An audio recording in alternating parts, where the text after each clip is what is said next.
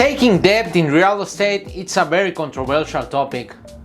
On one side of the story, we have people like Ramsey that say they hate debt and they have zero debt.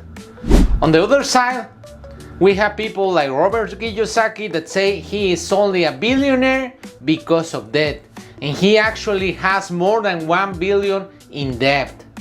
But who is right? In this video, I'm gonna answer that question with a simple example. Follow me to find out.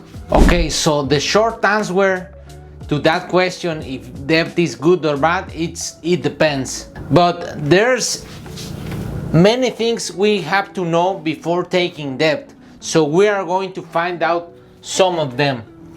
First of all, we need to know if we are in a country with a stable currency. Of course, US dollar is the reserve currency, so if you are in the US, most of the times you are taking debt in US dollars.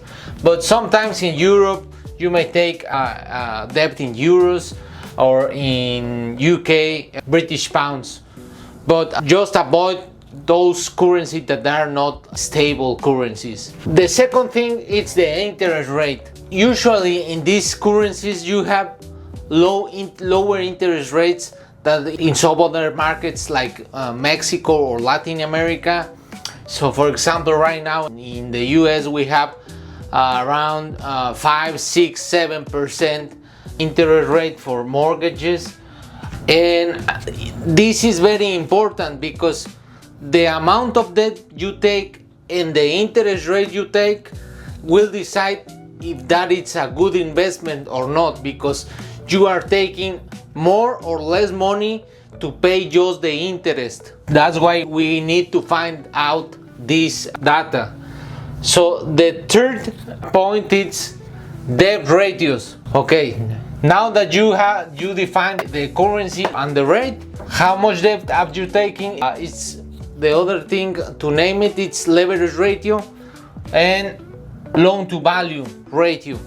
So usually banks, they don't loan more than 80%, and you need to take some kind of insurance in order to, so they can give you more than 80%, like 90 or more percent. But usually for commercial, they loan up to 80%. Another important ratio we have to take into account is the DSCR ratio, is the debt service coverage ratio. Okay, this is how much of the rents we are taking, because remember, we are speaking about commercial real estate. We are speaking about properties that are rented out. So how much of those rents we take to pay the interest and the taxes and the insurance. Okay, so this is the debt service coverage ratio. So the banks, they don't want you to take, for example, if you receive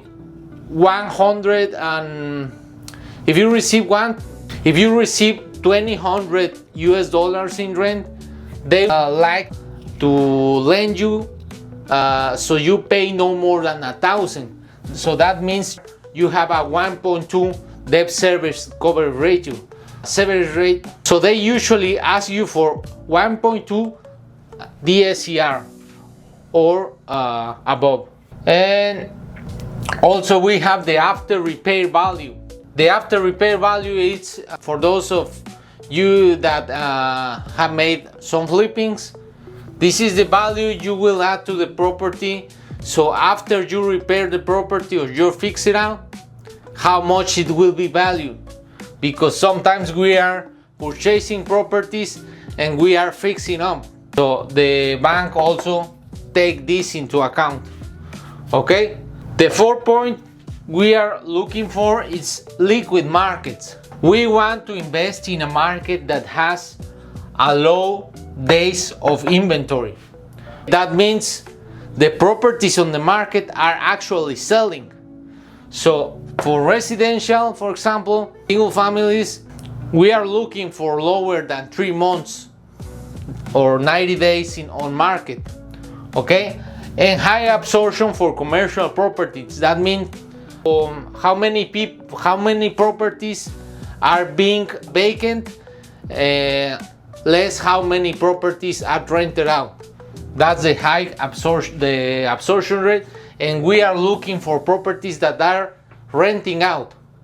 Okay, and we need good access to primary and secondary debt markets. Okay, we in the US we have a very liquid financial markets, so the banks can lend you and then they sell the mortgage on the secondary market, okay, to big funds. But this doesn't happen in all the countries. Some countries, the banks find it very difficult to sell your loan in the secondary market because the secondary markets are not liquid. So if you don't have secondary markets in that country, the banks will be very strict to loan you because they have to keep the loan. Okay, so you have to find if you have a liquid market, liquid debt market. I'm talking in this about commercial mortgage-backed securities. This is secondary market for commercial real estate debt. We also need access to real estate secondary equity markets. Okay, we need, for example, if we are purchasing an industrial warehouse, we need to have an exit strategy. After 5 years, who will be the buyer? So usually the buyers here in the US are real estate. Usually the buyers here in the US are REITs or private equity. But in other countries we don't have many buyers. So if we don't have many buyers, the banks are not gonna lend you. So if we don't have many buyers, the banks are gonna be very strict to lend us. The last point is the best. Debt is tax-free. So if we sell a property, we usually pay taxes for the profit. But if we just refinance a property, we don't pay any taxes because debt is tax-free. So in the next board, I'm gonna show you an example of this. Okay, so let's gonna try to understand if debt is better than cash with a simple example. Okay, we have two properties. One, it's a single family. We are buying cash in the first scenario. And the second scenario, we are buying a fourplex with debt. We are using the same cash, 200K. Okay, so we are investing the full 200K in the single family in the first scenario, and we have a cap rate of 5%. Okay, so with that cap rate, we have a net operating income annually on rents of 10,000. Those are pocketing money, okay, because we don't have debt here. And the holding period is 3 years. We are holding the house 3 years and then we are selling out. After the 3 years, each year the appreciation is around 3%. So each year will be around 6,000. Multiplied for the 3 years, it's 18,000. I know this is, some of you will say this is a compound. So the first year you have 206K and then you have the 3% of that. But the difference is minimal. To simplify, it's 18,000. Maybe compounding will be around 18,500 maybe, I don't know. But for the total cash flow, how much are we getting from this property in the 3 years? We take the appreciation on the property that it's 18,000 over the 3 years, and we are taking the rents. The rents are 10,000 annually, pocketing money, multiplied by 3. So that's a total of $48,000. So since we invested 200K in the property, we are having a return over investment of 24%. We just divide 48,000 by 200,000 and we get 24% over the 3 years period. Okay, so let's find out how much we are getting in the fourplex, taking debt, investing the same 200K. Okay, So the sale price for this fourplex is $700K. We are using the same cash, $200K, but now we are taking $500,000 in debt. Okay, right now, December 2025, you can get an interest rate of 5.5% for this fourplex or for single family, and the cap rate is the same as the single family, 5%. So the net operating income we are having on this property for the rents after paying the expenses, it's the operating expenses, it's $35,000. So how much are we paying for debt? In this example, the debt service is $27,500 annually, okay? Because we have a 5.5% interest rate. We just multiply $500,000 by 5.5% and we get this number, okay? And it's an interest only loan, so we are paying only the interest, okay? And how much cash flow we are having? We are having $7,500 annually, because we have 35 and we subtract the debt service that it's 27,500 and we get this number 7,500. Okay, holding period, same as the first example, 3 years, same thing, appreciation 3% annually. So that's a total of $63,000. So the cash flow is the appreciation $63,000 plus the rents multiplied by the 3 years. So we got $85,500. So return over investment, same thing. We just divide the total cash flow by the investment we made only in cash, because we only invested $200K. So we divide 85,500 divided by 200K. So we got 42.75%, almost 43%. So you can see the difference. Just by taking debt, we almost doubled the return over investment we made on the example with only cash.